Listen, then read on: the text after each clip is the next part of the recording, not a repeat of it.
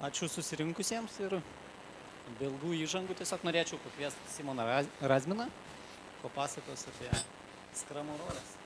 Prašau. Ačiū. Sveiki visi. Susirinkę. Džiugu, kad pro gerą vaizdą radot kelią čia. Aš pats sunkiai radau, tai džiugu, kad atėjau. Reiškia, bus prezentacija. Sveikinu jūs atėjus į viršų. Reiškia, jums patinka būtent viršaus. Esu Simonas Razminas, dirbu kompanijoje Mark Monitor jau porą metų ir atsidūriau joje todėl, kad kompanija norėjo būti agile, tačiau nelabai žinojo, kaip tą pasiekti. Ir šiandien kalbėsiu apie Scrum rolės ir kaip suformuoti Scrum komandą. Ir šita tema tuos 2 metus yra man labai aktuali ir manau, kad kompanija bus aktuali dar kurį laiką. Visą tai mes patys taikom, daugiau ar mažiau. Tai pradėkime nuo pradžių. Ką Scrum gidas sako apie Scrum komandą? Sako, kad visi turi būti developeriai, ar ne? Bet taip pat Scrum reikalauja, kad sprinto gale pateiktumėm potential shapeable increment. Atsiprašau, kai kurių terminų neversiu, nes bandžiau ir liežuvį beveik nusilaužiau. Tai ar galime pasiekti potential shapeable increment be testuotojų, architektų, dizainerių? Greičiausiai, kad ne, ar ne? Ir manau, kad jūs visą tą žinojot jau prieš ateinant į šitą ir čia šitoj vietoj stebuklo neatskleidžiau. Tai kodėl Scrum gidas rašo, kad tai yra developer? Ne, developer tai yra platesnė forma negu programuotojas. Mano galva todėl, kad visi kartu dirbtų ir siektų, reiškia, to pačio tikslo, kad nebūtų čia ne mano darbas, ar ne, kad, pavyzdžiui, sakykime, Scrum komandai programuotojai padarė 10 užduočių, testuotojas 3 ištestavo, mato, kad spės ištestuoti dar 4 ir 3 nekaip. Galimi variantai. Melstis, verkti, prašyti nusamdyti testuotoją arba galbūt programuotojai galėtų paruošti testavimo atvejus. Gal jūs pasakysit, kad ne taip gerai ištestuos, ne viską sugalvos ar ne kaip ištestuoti, gal ilgiau truks. Turbūt jūs teisūs, bet paruošęs testavimo atvejus jūs galėtų susėsti 15-30 minučių su testuotoju ar ne, peržiūrėti, kokie yra tie testavimo atvejai. Greičiausiai ilgai netruks surašyti visus tos pačius testavimo atvejus, kuriuos panaudotų pats testuotojas ar ne, ir jau programuotojui netaip ir sudėtinga bus tos testus atlikti. Reiškia, kitą kartą tas programuotojas testuodamas kitą užduotį jau turbūt sugalvos daugiau testavimo atvejų ir galų gale sprinto pabaigoje jie padarys tai, ką buvo prisižadėję. Tokie specialistai, kurie gali ne tik, pavyzdžiui, programuoti ar ne, bet ir testuoti, vadinasi T-shaped arba T-formos specialistai. Tai yra T-formos specialistai, tai yra tokie, kurie, neturiu lazeriuko, kurie domisi plačiai daugybės ryčių, tačiau specializuojasi bent vienoje iš jų. Pavyzdžiui, čia matome, ar ne, specialistas visual design, tačiau domisi ir menu, fotografijom ir kitais dalykais. Dar šiandien sutinku žmonių, kurie sako, kad visgi geriausias specialistas yra tas, kuris fokusuojasi ir domisi tik tai viena sritim. Ir mano nuomonė, tai yra jau šiek tiek pasenęs dalykas. Ir leiskite pasakyti, kodėl. Pirmas dalykas, kad T-formos specialistai, turėdami, reiškia, pakankamai bendrą tą core, ne, tokį išsilavinimą, jie tarpusavį gali nesudėtingai susikalbėti. Jiems nereikia papildomų dokumentacijų, kad vienas kitą suprastų. Kalbant apie tos, kurie neturi ar netų ausyčių kitų domėjus, pavadinkim jos AI specialistais, kaip iPhone'as, iPad'as, matėm, kaip veikia iOS'as apačioj. Tai dažniausiai mes juos matome vienoj komandai. Ten administratoriai, data warehouse galbūt specialistai, ar ne, jie yra tokios atskirose ar skyriuose. Ir kad perduoti darbą, pavyzdžiui, ten iš programuotojų skyriaus testuotojų skyriui reikia dažniausiai nemažai dokumentacijos, tą dokumentaciją turi paruošti analitikai, dokumentaciją paruošus turi patvirtinti vadovas arba projektų vadovas, tada kitas, aišku, kitam skyriui kažkoks vadovas turi patvirtinti jo, mes šitą įmamą, net turbūt analitikas irgi patikrinti. Aš aišku nekalbu apie tai, kad čia reikia papildomai žmonių ir pinigų ir jie nebūna patys pigiausi tie vadovai. Bet kalbu apie tai, kad yra sunaudojama nemažai laiko paruošti tam darbų perdavimui. Palaikyti galų gale tai dokumentacijai. Galų gale nesakau, kad dokumentacija yra nereikalinga, tačiau tai formos specialistai gali apsieiti be pakankamai didelės dalies. Plus, darant bet kokį, reiškia, rankinį darbą, ar ne, galimas human error faktorius, reiškia, įmanoma klaida. Dar vienas dalykas, kodėl formos specialistai yra geresni verslui. Kaip duotame pavyzdyje, programuotojai padėjo testuotojai. Reiškia, su formos specialistais taip nelabai įmanoma. Ir aš juos vadinu tų vietų stabdžiais. Reiškia, verslo stabdžiais. Tokie žmonės dažniausiai turi labai daug svarbių darbų. Nemažai projektėlių laukia šalia, kol jisai padarys tos svarbiausius ir imsis kitų, kas reiškia, kad tie projektai yra sustabdyti.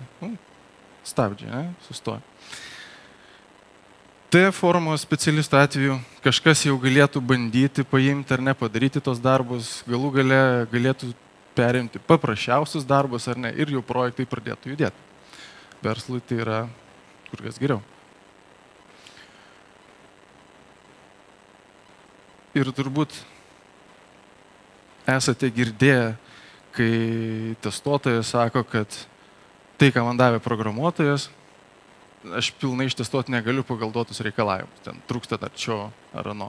Reiškia, tas pats programuotojas, kuris žino, kaip testuoti, yra pabandęs ar ne, jisai greičiausiai netgi sukurs tokį darbą ar ne, perduos tokius darbus, kuriuos įmanoma patestuoti. Jis šiek tiek jau pagalvos, nes jie dirba kartu komandai ir jisai turi supratimą, ką tai reiškia.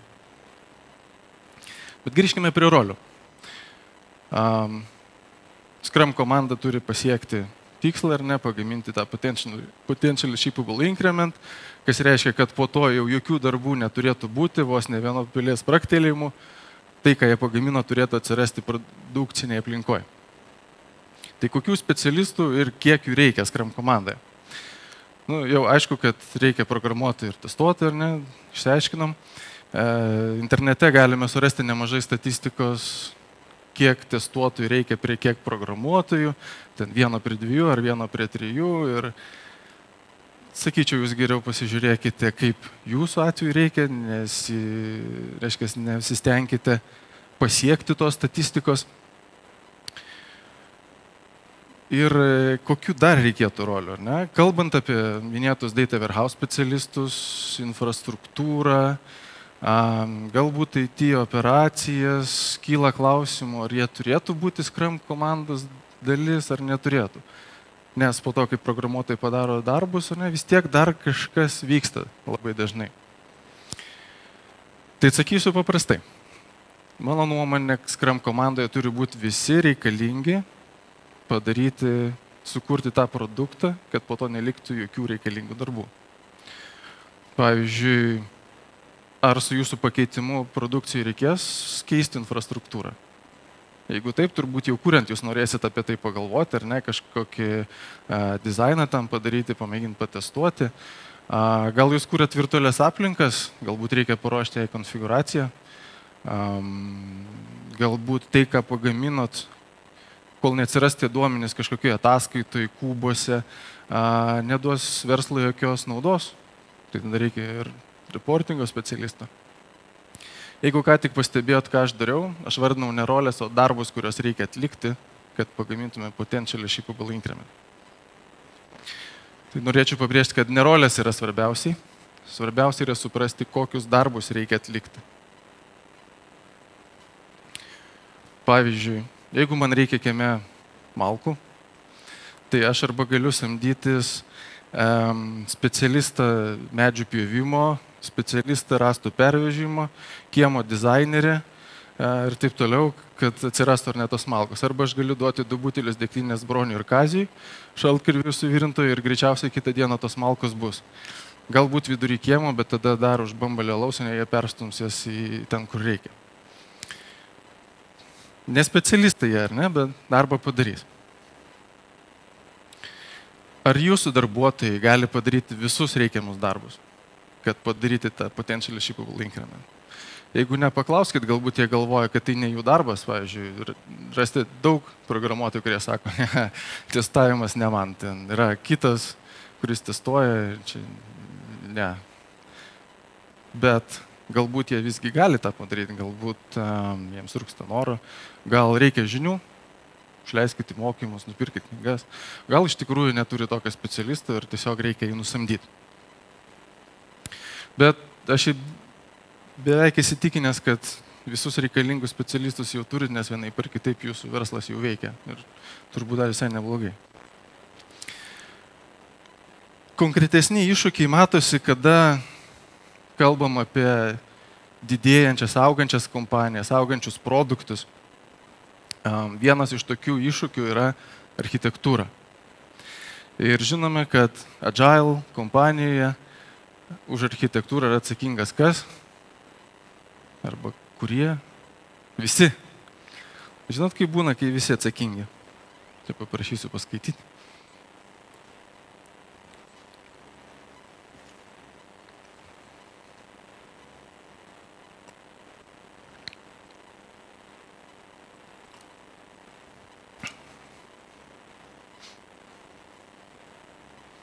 Yra dar skaitančių? Yra, matau.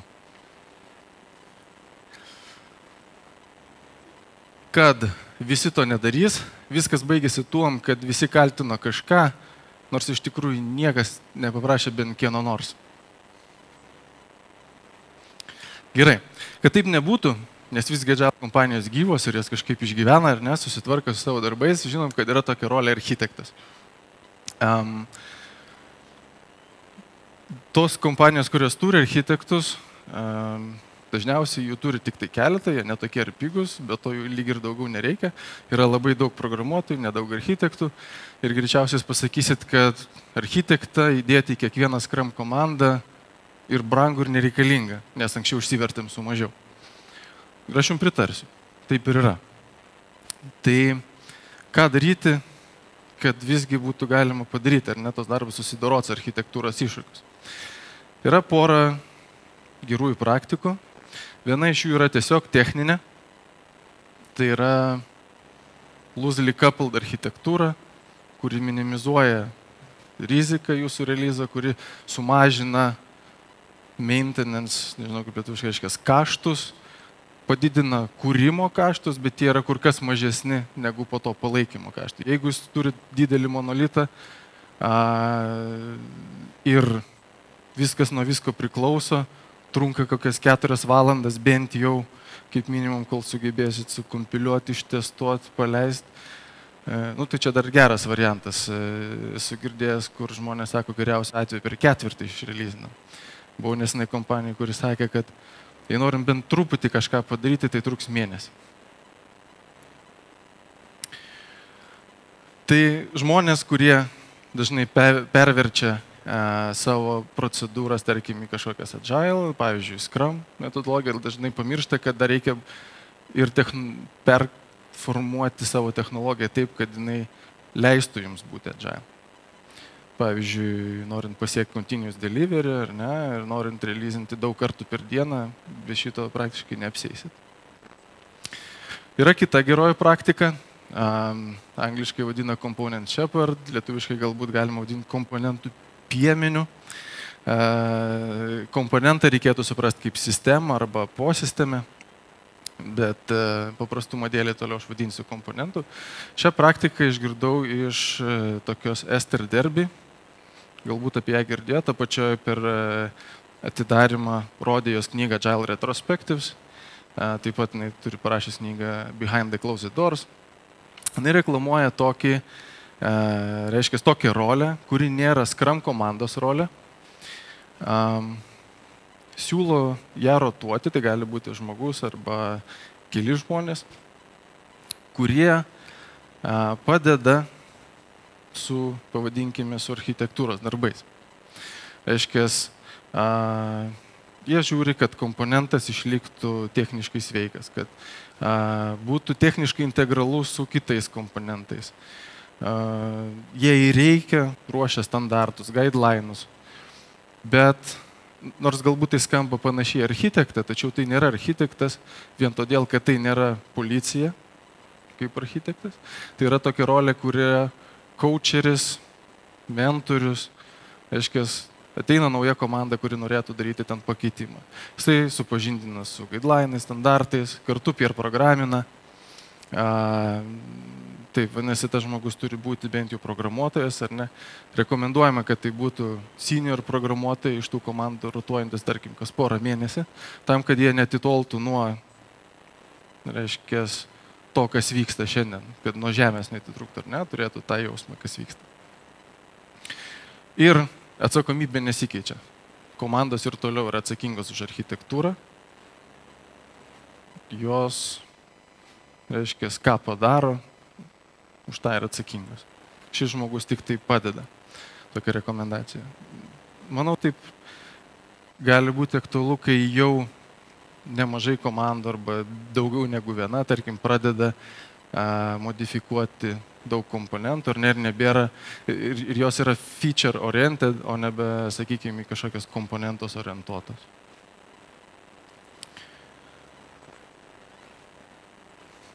Kadangi prakalbam apie platesnius mastus, tai leiskite performuoti temą į tai, kokias rolės turėtų būti Scrum komandoje Agile kompanijoje.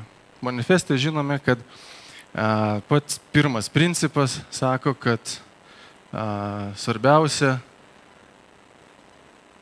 klientui pateikti vertę. Ne? Tai, kad atsakyti šitą klausimą, siūlyčiau organizuoti visą kompaniją pagal angliškai vadinamas value chain. Reikia suprasti, kas value chain tai yra pagal apibrėžimą visi veiksmai iš eilės, kurie neša verslui vertę. Pavyzdžiui, jūs turite kompaniją, kuri turi svetainę, kuri, tarkim, klientui duoda kažkokią paslaugą, bet už ją nereikia susimokėti. Klientas gali susimokėti, jeigu jam, reiškia, patiko, arba, iš principo, jeigu nori. Kokia būtų value chain šitoj kompanijoje? Tokia paprastas, ne, uždavinys. Tai turbūt ne tada, kada jūs gaunat pinigus, nes galbūt kai kurie neturite pinigų. Greičiausiai value chain tai yra viskas, ką reikia padaryti, kad jūsų klientas sugebėtų ten ateiti, didžiojo dauguma iš jų sugebėtų pasinaudoti paslaugą, tai yra išspręstų savo problemą, kurią jis nori. Na ir greičiausiai susimokėtų arba bent jau pareklamuotų kitiems savo draugam, ar ne? Tai, tarkim, jūs pradėjote tą biznį, beje, čia yra toks realus pavyzdėlis, tokios kompanijos, sakykime, nepelnas pajamos, taip va, krito, jie darydavo apie 2 releasus per metus. Ką būtų galima padaryti? Visų pirma, greičiausiai norint, kad klientas galėtų viską atlikti, ar ne, ir matome, kad turbūt jam nepavyksta visko atlikti, nes mažėja tų pajamų, tai greičiausiai reikėtų reaguoti tai, ko nori klientas, reikėtų sugebėti techniškai pakankamai dažnai išleisti naujas versijas, atnaujimus, papildymus, ar ne, tai kažkokia techninė, reiškia, techninis organizuotumas. Toliau, reikėtų turbūt susodinti klientų aptarnavimą, marketingistus, programuotojus prie vieno stalo ir galėtų jie pažiūrėti, kuriamgi žingsnėje klientai pabėga. Tarkim, antram, ar ne? Kas turėtų vykti toliau? Ar marketingistai, klientų aptarnavimas, reiškia, turėtų sukurti kažkokią tai klausimyną, kodėl jūs išėjot ar neišsiaiškinti, kas nutiko. Programuotojai turėtų ar tai dėti į svetainę, galbūt klientų aptarnavimas nusiųsti egzistuojantiem vartotojam e-mailą, kad sugrįžkite gal arba, reiškia, atsakykite iš tos klausimus. Per kiek laiko išsiaiškinus, kas klientui blogai, reikėtų sureaguoti. turbūt greičiau nei per pusę metų, ar ne? Greičiausiai maksimum per porą dienų, kitu atveju jis jau bus susiradęs kitą svetainę, kur jisai gali atlikti tas, išspręsti savo problemas, kurių jį nori. Kas toliau? Toliau jis gali strikti 4. žingsnį. Reiškia, vėl vyksta panašus dalykas. Šiuo pavyzdžiu, turbūt jūs norėsit sudaryti virtualias komandas, galbūt ne Scrum komandas, ar ne, tų klientų aptarnavimo marketingistų, programuotojų, kad jie galėtų užsukti šitą ciklą, kad pagaliau atsirastų nuoseklus value chain. Dar kas yra praktiškai kiekvienoje kompanijoje, ne visose, bet pakankamai daugelėje, kad jeigu jūs darote kažkokį pakeitimą ar ne, kažką sukūrėte, dažnai iš programuotojų tiesiai neatsiduria tas daiktas produkcijoje. Labai dažnai patenka į kiti tai vadina IT operacijos, pas kitus tai yra administratoriai, pas trečius yra dar 10 skyrių, per kurios turi pereiti, kol atsiduria tas daiktas produkcijoje. Turbūt verta pagalvoti apie tai, kad jau tie žmonės, techniniai žmonės, atsidurtų vienoje Scrum komandai. Kad neliktų sprinto gale nieko, ką reikėtų padaryti. Šiaip tai yra vadinamas daugiausiai IT operacijos, kas būna po programuotojais. Jų yra įvairių. Turbūt yra tekę matyti ypač didesnėse organizacijose ar bankuose, kur yra skyriai pagal funkcijas. Ir kaip minėjau prieš tai, ar ne, kas vyksta perdodant iš vieno skyriaus kitam, stabdžiai, ar ne, reiškia, naudojame kažkokią dokumentaciją, perduoti darbam. Ir dar būna labai neblogai, kada yra optimizuojama arba daromos optimizacijos procesuose to skyriaus viduje, pavyzdžiui, kad priimti darbus, man reikia dar 35 klausimų, tada žymiai greičiau viską padarysiu.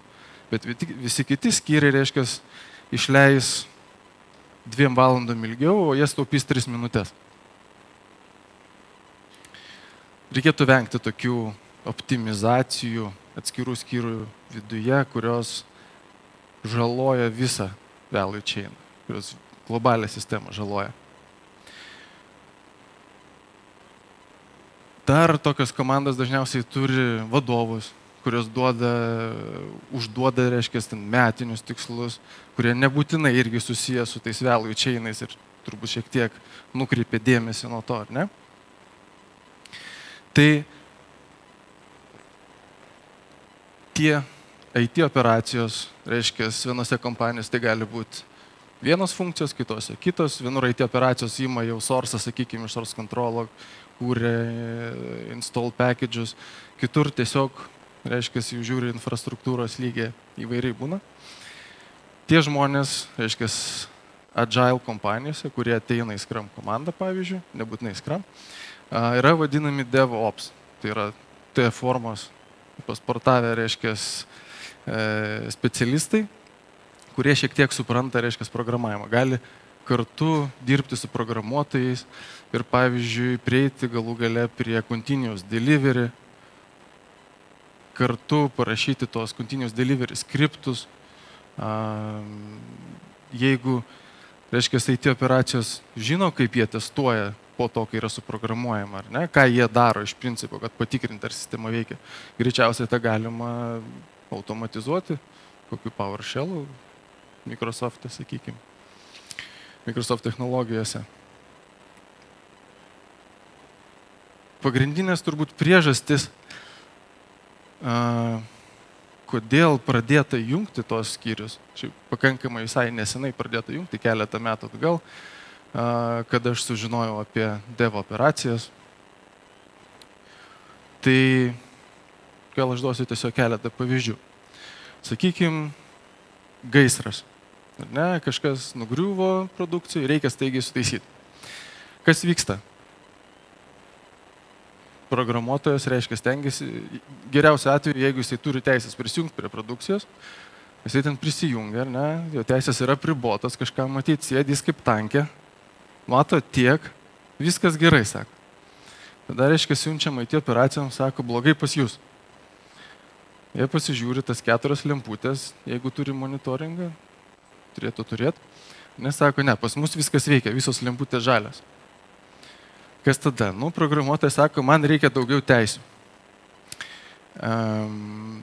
Nu va, reiškia, reikia parašyti, galbūt užpildyti formą, geriausiu atveju tik tai parašyti e-mailą, turbūt savo vadovui, turbūt reikia gauti patvirtinimą iš IT operacijų vadovo. Jeigu galbūt iki Hyper-V reikia teisų, gal iki CTO dai šitas klausimas. Gaisro atveju niekas turbūt tiek ir nelaukia, kol, reiškia, praeis ar ne šitie patvirtinimai. Tokiais atvejais dažniausiai vyksta kas? Programuotojas nusileidžia aukštų žemyn, pas IT operacijas, atsisėda šalia prie jo kompo, kur yra visos teisės ir jie kartu išsprendžia tą problemą per pusę valandos. Reiškia, kai vyksta problema, kai jie yra kartu vienoj komandai, jie gali iš karto sėsti ir išspręsti tą problemą per pusę valandos vietoj to, kad, aiškiai, siuntinėtis e-mailais, kas yra bizniui visiškai nereikalinga. Kitas variantas. Esate turbūt girdėję apie change management, dažniausiai arba geros kompanijos taiko IT-lą. Aiškis, vėl programuotojai baigia savo darbus, ar ne, turi perduoti tom IT operacijom ir jie patikrina ir išleidžia į produkciją. Taip savo dažniausiai nepaduoda. Reikia vėl užpildyti kažkokią dokumentaciją, atsakyti į klausimus, labai svarbius klausimus. IT operacijos dažniausiai nežino arba jiems nelabai rūpi atsakymai į tos klausimus, nes jiems rūpi, kad produkcija veiktų. Kokį ten produktą sukūrė, dėl ko jį sukūrė, ne visada rūpi. Dažniausiai netgi surašo tos klausimus, kad programuotojai atsakytų, tam, kad jie apie tai pamastytų, ar ne, kad oi, rimtai, gal čia reikės perkrauti serverį, gal reikia įspėti klientą viską. Bet programuotojai tiki, kad kai jie baigia darbus, viskas yra padaryta. Ne, gal kas nors matė, kad kas nors tikėtų kitaip. Gerai. Tai ką reiškia jiems atsakinėjimas šitos klausimus? Tai yra visiška laiko gaišatis. Ne? Stabdžiai vėl. Tai ką jie daro? Kuo greičiau supildo, greičiausiai turi išsisaugoję seną formą, pasižiūri, kurie ten laukai liko neužpildyti, pamiršo, kad šį kartą reikia ir šitą pažiūrėti. IT operacijos gavo. Vienas klausimas neužpildas. Atgal ar ne, jie užpildo staigiai, jie pažiūri, klausimų užpildyti, valio, važiuojam toliau. Aiškiai, mūsų testus galbūt standartinius praėjo, išėjo į produkciją ir kai kuriais atvejais būna ir nulūžta. Reiškia, noras yra geras change management, kai kur netgi tai veikia, bet dažniausiai tai išsigimsta į tokį teatrą, reiškia, rolių teatrą. Šioj vietoj jie vėl dirba kartu, yra suinteresuoti, kad kuo greičiau atsidurtų jų darbas produkcinė aplinkoj ir nereikia vienas kito siuntinėti, reiškia, jų abiejų tikslas gaunasi tas pats, dirba iš vien. Dar viena priežastis, kodėl jie atsiranda Agile vienoj kompanijai.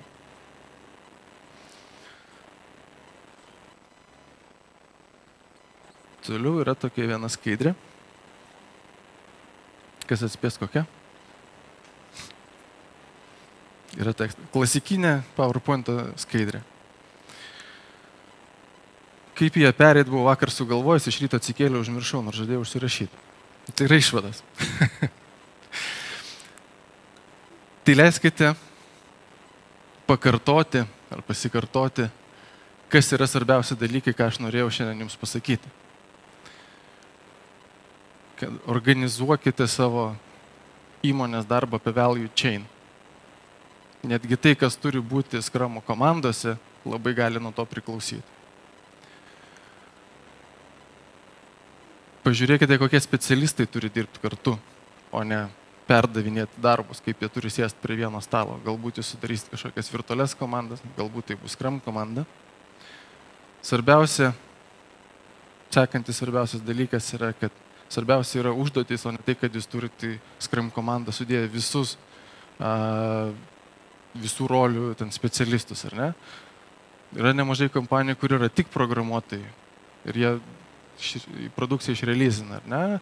Tačiau jie padaro vis tiek darbus ir to IT operacijos, ir to testuotojo, ar ne, tos darbus atlieka, ir galbūt kai kuriais atvejais pakankamai neblogai. Ir nepamirškite T-shaped, tai formų specialistų. Ačiū.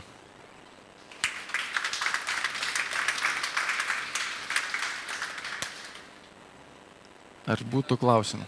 Ačiū Simonui, gal klausimų? Ar tai... Klausimų kažkas turės Simonui? O, yra gale? Klausimų, kad turite apie DevOps minėjai, ar ne, tai ar jūsų komandoje yra tikriausiai infrastruktūros irgi žmonių, ar nėra? Ar taip, pas mane? Jo. Taip yra. Mūsų infrastruktūra per metus kainuoja $1 000 000. Tai norėjau paklausti, kaip dera jūsų agiliniam approach'e, kokią metodologiją naudojat ir kaip dera tos pozicijos vienoje komandoje? Labai paprastai. Scrum naudojam. Tiesiog. Tiesa, dabar šį rolę užsiėmusi daugiausiai tokiais lengviausiai pasiekiamais darbais. Tai yra, pavyzdžiui, virtualizavimas kai kurių aplinkų, monitoringo sprendimo testavimas. Tada mes planuojame, kad norime automatizuoti tų pačių IT operacijų darbą. Reiškia, pagaminę kažkokį tai feature, mes norime žinoti, ar jinai veikis produkcijoje, ar ne. Reiškia, monitoringą turėtų sukonfigūruoti ne po to, kai išleidžiam į produkciją, o tai turi patekti į potentially shippable increment. Reiškia, jie kartu, tas žmogus, kuris žino, kaip tas monitoringas veikia, yra jo specialistas ar ne, galbūt suinstaliavosi, konfiguravo, kartu su programuotojais aiškinasi, ką reiškia, kad tai veiktų, ką tai reiškia programinės įrangos pusės žiūrint, ką tai reiškia iš hardware pusės žiūrint. Tai reiškia, mes šitą rolę pakankamai nesenai pradėjom naudoti ir turime įvairių planų jam, kad kol kas veikia taip. Dažniausiai, kai tiesa reikia programuotojams kokios nors pagalbos, nes kai kurie performance uždaviniai gali būti sprendžiami nebūtinai, reiškia, programiniai įrangai, bet galbūt geležies lygmenį. Pavyzdžiui, reikia nupirkti visai kitą disko kontrolerį, sudėti SSD diskus, ar ne. Galbūt norim padaryti disaster recovery arba high availability, reiškia, reikia turėti kažkokius tai SAN įrenginius, ar ne, ir taip toliau. Tai jie kartu tom temom diskutuoja ir kūrė sprendimus šiai dienai, nes mes taip pat dirbam su terabaitiniais duomenimis ir visi šitie dalykai yra aktualūs man. Prašau. Ten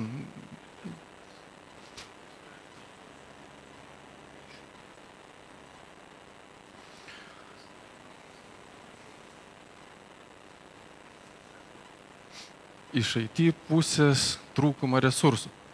Tai aš turbūt pavadinčiau tos AI specialistus, ar ne, kurie ne AI specialistus, jų yra mažai.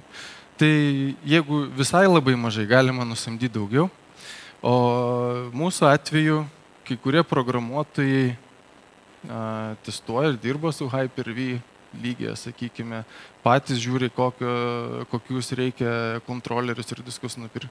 Tiesiog kai kurie tuom domisi, jiem tai įdomu ir bendrai kartu užtenka pajėgų. Jeigu trūktų, tada žiūrėtumėm samdyti.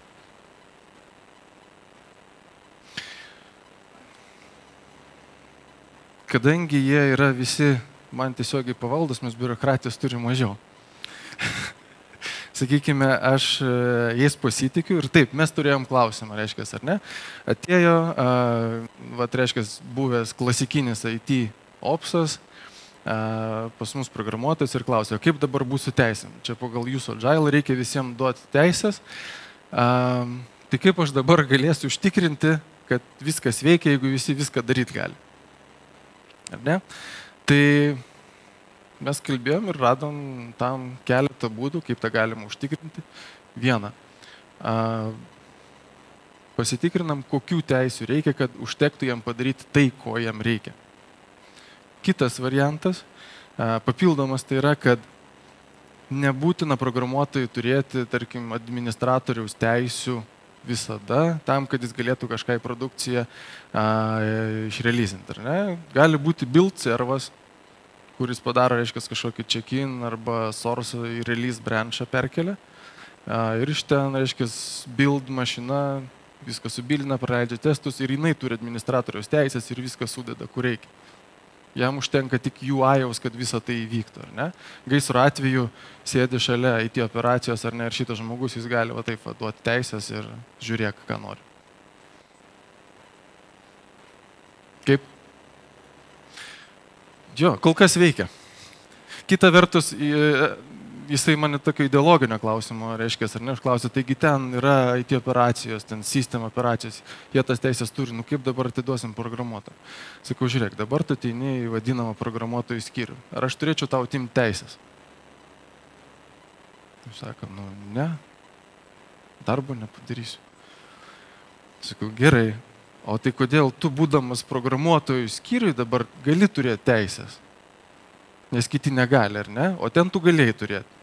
Tai mes priėjom iki tos išvados, ar ne, kad visgi tai yra apie pasitikėjimą, apie užtikrinimą, kad bus gerai padaryta, apie žmogaus kompetenciją. Ir jeigu pas jūs yra programuotojas kompetitingas, tai greičiausiai jis ant produkcijos neįs ten vaizdo plokštės ar tinklo plokštės driverių instalinti, ar ne? Stengsis padaryti savo darbą greičiausiai.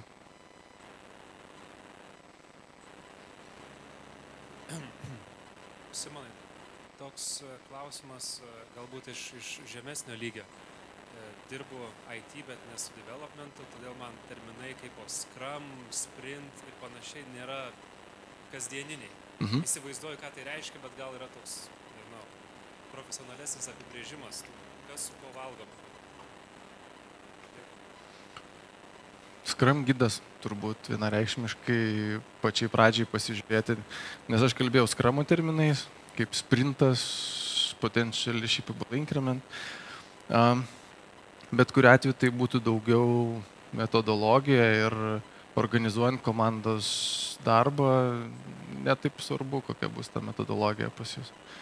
Bet svarbiausia, kad suprast, kada, kuriems žmonėms, specialistam reikia dirbti kartu, nes tiesiog, pavyzdžiui, iš klasikinio project management, ar ne, žinome, kad kuo vėliau aptiksim klaidą, tuo jinai bus brangesnė kompanijai. Jeigu programuotojas padarė, perdavė IT operacijom arba paskutiniams lenkščiui, kuris sako, oi, čia visiškai prasilenkia su visom mūsų politikom ir jūs turit viską perdaryti. Kaštai dideli, ar ne? Geriau jie pačioj pradžioje dalyvautų, ar ne, planavime, suprastų, ko reikia.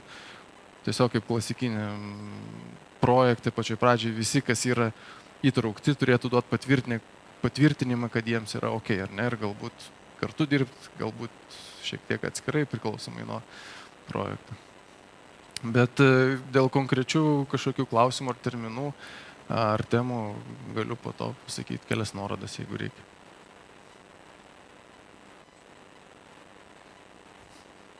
Padengiai tarp funkcinių komandų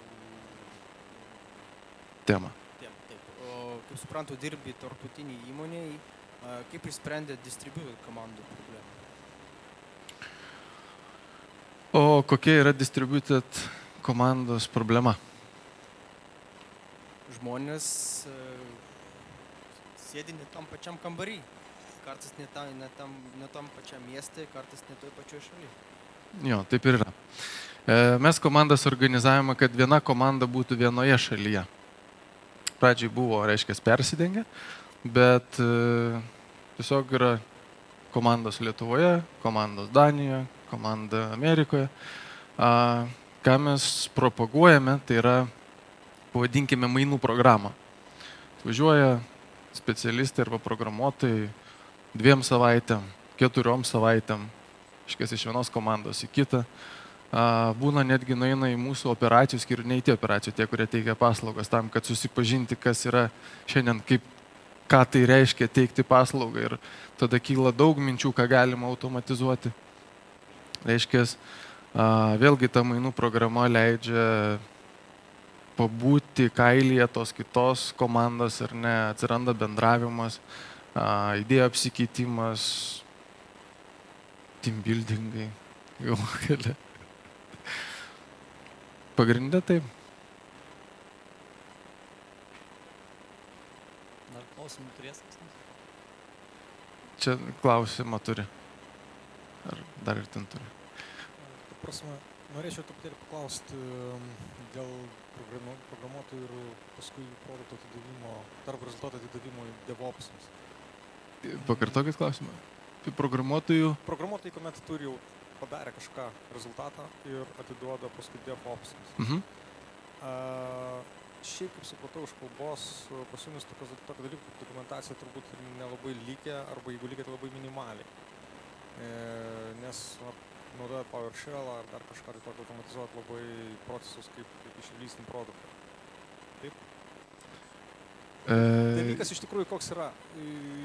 Būtų galima bandyti minimizuoti, tarkim, tą biurokratiją, mažinti dokumentacijos kiekį, bet iškyla klausimas, kas bus, jeigu tie DevOpsai, kurie buvo Scrum teame, kurie buvo kartu, kurie žiūrėjo, kaip tai reikia padėti productioną, paliko darbą, susirgo, dar ką nors pasidarė, pasikeitė galų galia žmonės. Ir, praėjus, tarkim, pusmečių metams, dviems, vėl reikia tą patį produktą padėti kažkur kitur. Užtenka turbūt 3 mėnesių, kada programuotojas žiūri savo kodą ir galvoja, koks durnius tai parašė. Pavyzdžiui. Ne? Taip. Tai turi tokią problemą ir jeigu turite, ar sprendžiate kaip? Ir turime, ir žinome, kaip spręsti, nes visgi mes dar tą transformaciją darom tik tai porą metų. Vienas dalykas, kad rašant skriptą, skriptas yra pats dokumentacija iš savęs.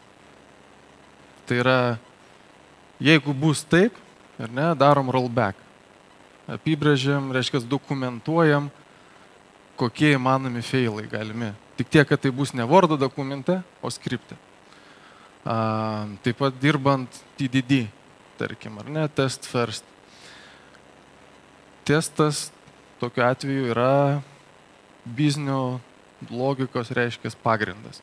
Pirma, prašai, kaip tu įsivaizduoji, kas tai turėtų, tarkim, kaip tai turėtų veikti, ar ne, kokia reikalinga funkcija, ar ne, reikalavimus, ir tada tu implementuoji kodą. Reiškia, tavo testai yra dokumentacija, kas yra pagrindimas, kodėl tu parašai šitą kodą.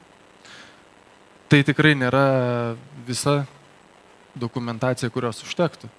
Mes taip pat rašome business cases, galvojom, jeigu reikia design dokumentacijas. Žinome, kad trūksta data flow su dokumentacijų, bet visa tai yra reikalinga. To dokumentacijų, aš netgi sakyčiau, mes norėtume turėti daugiau negu turime. Nes mes išaugome ne iš enterprise'o į, sakykime, agile, o daugiau iš startupo, kuris prasidėjo prieš daug metų, į šitą kompaniją. Reiškia, pačioj pradžioj visi susišaukudavo tam pačiam kabinti ir nebuvo jokios dokumentacijos. Mes turim truputį kitokią problemą. Giedrius klausė. Minėjai, kad iš pradžių buvo distributed komandos įvairiose šalyse. Tai kodėl atsisakėte suskaidyti vienas tymas, viena šalis? Todėl...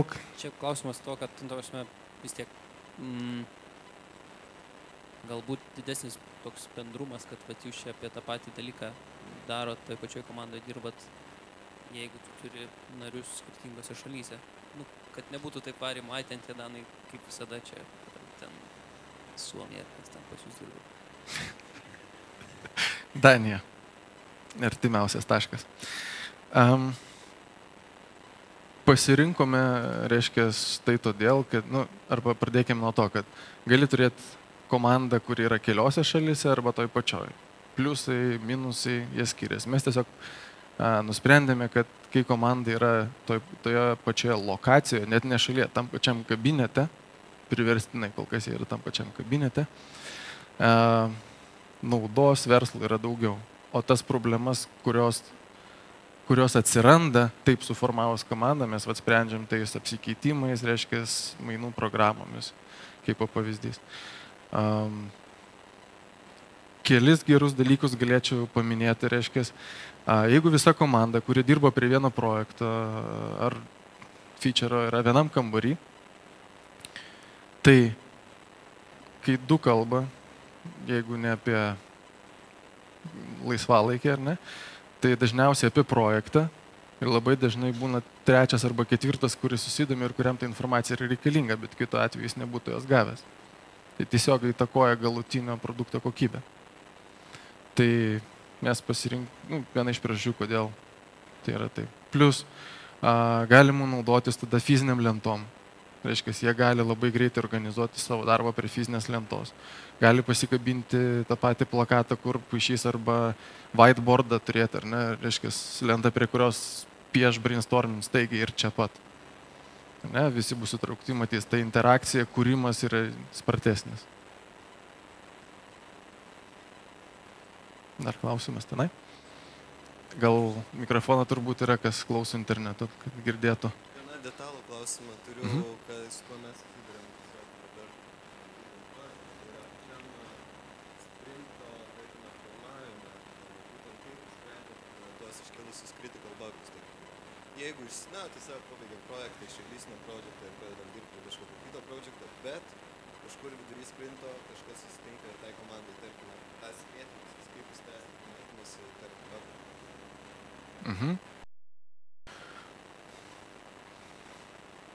Dar nežinau tokios kompanijos, kuri neturėtų šitos problemos.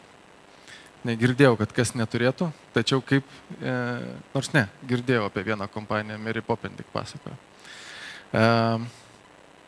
Kaip sprendžiame? Reiškia, jeigu tai jau yra gaisras, be abejo, gaisrui pirmenybė, ar ne? Sprendžiam gaisrą. Toliau, Scrum yra taikoma praktika, kur skaičiuojamas velocity, tai yra kiek naudingo darbo tu padarai per sprintą. Reiškia, po to tau nereikia planuoti, kiek tu laiko skiri bugams arba skirisi vėl, tiesiog gaunasi statistiškai. Aišku, kai kada, reiškia, sufeilini, kartais, reiškia, viskas gerai yra. Tačiau, ką daryti, kad jų nebūtų, tai būtent yra tada daroma analizė, kodėl tie bugai atsiranda. Ir tiesiog naikinti tas priežastis, dėti į tą patį backlogą priežastis, kodėl atsirado tas bugas. Viena iš praktikų, kurios taiko mūsų programuotojai, tai yra radę bugą, jie ne tik jį sutaiso, bet parašo jam testą, kad sekantį kartą, jeigu kažkas panašaus įvyktų, testas jį pagautų. Kaip bent jau tą vietą paliekam tvarkingą ir gražią. Laikas baigėsi. Ačiū visiems susirinkusiems. Ką noriu padėkoti Simonui. Ačiū. Ačiū. Turim tau irgi mažą dovanėlę nuo Agile. Ačiū labai. Iki.